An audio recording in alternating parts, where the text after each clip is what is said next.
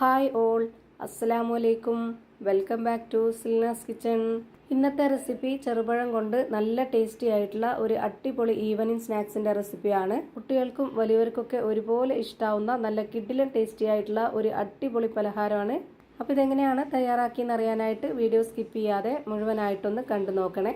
റെസിപ്പിയിലോട്ട് കിടക്കുന്നതിന് മുമ്പായി Silna's kitchen channel ആദ്യമായിട്ട് കാണുന്നവരാണെങ്കിൽ പ്ലീസ് ഒന്ന് സബ്സ്ക്രൈബ് ചെയ്തേക്കണേ. ഒപ്പം തന്നെ ഈ വീഡിയോസ് നിങ്ങൾക്ക് ഇഷ്ടപ്പെടുകയാണെങ്കിൽ ഒരു ലൈക്ക് ചെയ്ത് ഷെയർ ചെയ്ത് സപ്പോർട്ട് ചെയ്യാനും മറക്കരുതേ. ഇനി നമുക്കിത് എങ്ങനെയാണ് തയ്യാറാക്കിയെന്ന് നോക്കാം. ഈ പലഹാരം തയ്യാറാക്കാനായിട്ട് ഞാനിവിടെ 5 ചെറുപഴമാണ് എടുത്തിട്ടുള്ളത്. ഇനി ഇതൊരു പാത്രത്തിലേക്ക് ഇട്ട് കൊടുത്ത ശേഷം കൈ വെച്ചിട്ട് ഇതുപോലെ ഒന്ന് ഉടച്ചെടുക്കുന്നുണ്ട്.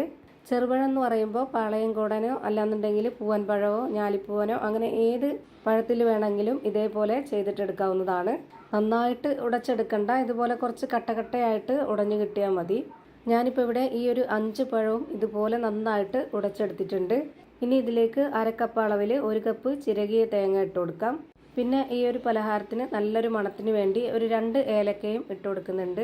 ഇതൊരു മധുരത്തിന്റെ പലഹാരം ആയതുകൊണ്ട് തന്നെ 3 ടേബിൾ സ്പൂൺ അളവിൽ പഞ്ചസാരയും കൂടെ ഇട്ട് കൊടുക്കുന്നുണ്ട്. ഇനി നമുക്കിതൊന്ന് മാറ്റി വെച്ചേക്കാം. അടുത്തതായിട്ട് ഒരു കാര്യം കൂടി ചെയ്യാനുണ്ട്. അതിനായിട്ട് ഞാനിവിടെ ഒരു മിക്സിയുടെ ജാർ എടുത്തിട്ടുണ്ട്. ഇതിലേക്ക് ആദ്യം 2 ബ്രെഡ് ഇതുപോലെ ഒന്ന് പൊട്ടിച്ചിട്ട് കൊടുക്കാം. 4 ബ്രെഡാണ് ഇതിന് വേണ്ടത്. ഞാനിവിടെ ആദ്യം 2 ബ്രെഡ് പൊട്ടിച്ചിട്ട് കൊടുത്തതിന് ശേഷം പിന്നീട് 2 എണ്ണവും കൂടെ എടുത്തിട്ട് പൊട്ടിച്ചിട്ട് കൊടുക്കുന്നുണ്ട്. ഒരുപാട് നന്നായിട്ട് ചെറുതാക്കി പൊട്ടിച്ചിട്ട് കൊടുക്കണമെന്നില്ല, ഇത് പൊടിച്ചെടുക്കാനുള്ളതാണ്. ഞാനിപ്പോൾ ഇതാ 4 ബ്രെഡും ഇതിൽ പൊട്ടിച്ചിട്ട് കൊടുത്തിട്ടുണ്ട്. ഇനി ഇതൊന്ന് പൊടിച്ചെടുക്കാം. ഇനി പൊടിച്ചെടുത്ത മിക്സിനെ ഈ ഒരു പഴത്തിലേക്ക് ഇട്ട് കൊടുക്കാം. ഈ ഒരു ബ്രെഡ് പൊടി മുഴുവനായിട്ടും ഇട്ട് കൊടുക്കണം. എന്നിട്ട് കൈ വെച്ചിട്ട് ഇതുപോലെ നന്നായിട്ടൊന്ന് യോജിപ്പിച്ചെടുക്കാം. നമ്മുടെ ഈ ഒരു പലഹാരം നല്ല സോഫ്റ്റ് ആയിട്ട് കിട്ടണം. പുറമേ കുറച്ച് ക്രിസ്പി ആയിട്ടും അകം നല്ല സോഫ്റ്റ് ആയിട്ട് വേണം കിട്ടാനായിട്ട്. അപ്പോൾ അതിനാണ് നമ്മൾ ഇതിലേക്ക് ബ്രെഡ് പൊടി ചേർത്ത് കൊടുത്തിട്ടുള്ളത്. ഇനി ഇതുപോലെ ഒന്ന് മിക്സ് ചെയ്തെടുത്തതിന് ശേഷം മാത്രം ഇനി നമുക്കിതിലേക്ക് അരിപ്പൊടി ഇട്ട് കൊടുക്കാം. വറുത്ത അരിപ്പൊടിയാണ് ഇട്ട് കൊടുക്കേണ്ടത്. ഞാനിവിടെ 4 ടേബിൾ സ്പൂൺ അളവിലാണ് വറുത്ത അരിപ്പൊടി ഇട്ട് കൊടുത്തിട്ടുള്ളത്. ഈ ഒരു ബ്രെഡ് പൊടി ഇട്ട് കൊടുക്കാതെ അരിപ്പൊടി മാത്രവും അല്ലാന്നുണ്ടെങ്കിൽ ഗോതമ്പ് പൊടിയിലൊക്കെ ചെയ്തിട്ടെടുക്കാവുന്നതാണ്. അങ്ങനെ ചെയ്തിട്ടെടുക്കുമ്പോൾ അതിനൊരു വേറെ ടേസ്റ്റാണ്. അതുമാത്രമല്ല ആ ഒരു പലഹാരത്തിന് അത്ര സോഫ്റ്റും ഉണ്ടാവില്ല.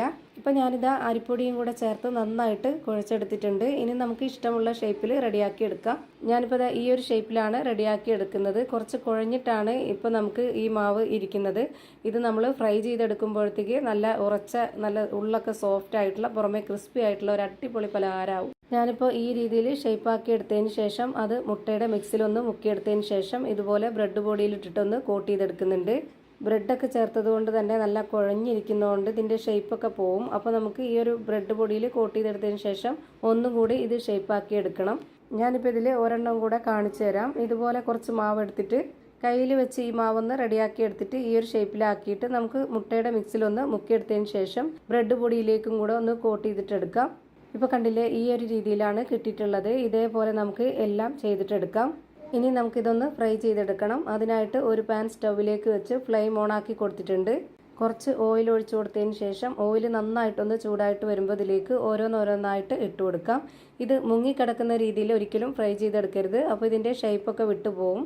അതുപോലെ തന്നെ ഇതിന് ഒരുപാട് ഫ്ലെയിമിൻ്റെ ആവശ്യമില്ല. ലോ ടു മീഡിയം ഫ്ലെയിമിൻ്റെ ഇടയ്ക്കുള്ള ഒരു ഫ്ലെയിമിൽ വെച്ചിട്ട് വേണം ഇത് വേവിച്ചെടുക്കാനായിട്ട്. ഫ്ലെയിം കൂട്ടി വെച്ചാൽ പെട്ടെന്ന് തന്നെ കരിഞ്ഞു പോവും. അതുകൊണ്ട് ഇത് പ്രത്യേകം ശ്രദ്ധിക്കണം.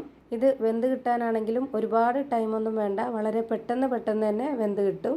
ഇപ്പോൾ ഇതിൻ്റെ എല്ലാം ഒരു സൈഡ് വെന്ത് കിട്ടിയിട്ടുണ്ട്. ഇനി മറ്റേ സൈഡ് കൂടി ഒന്ന് വെന്ത് വരട്ടെ. ഇപ്പോൾ ഇതിൻ്റെ 2 ഭാഗവും വെന്ത് കിട്ടിയിട്ടുണ്ട്. ഇനി നമുക്കിത് ഓരോന്നോരോന്നായി എണ്ണയിൽ നിന്ന് കോരി മാറ്റാം. ഇപ്പോൾ ഇത് കാണാനും തന്നെ നല്ല ഭംഗിയാണ്, അതുപോലെ തന്നെയാണ് കഴിക്കാനും നല്ലൊരു വെറൈറ്റി ടേസ്റ്റി ആയിട്ടുള്ള ഒരു അടിപൊളി പലഹാരമാണ്.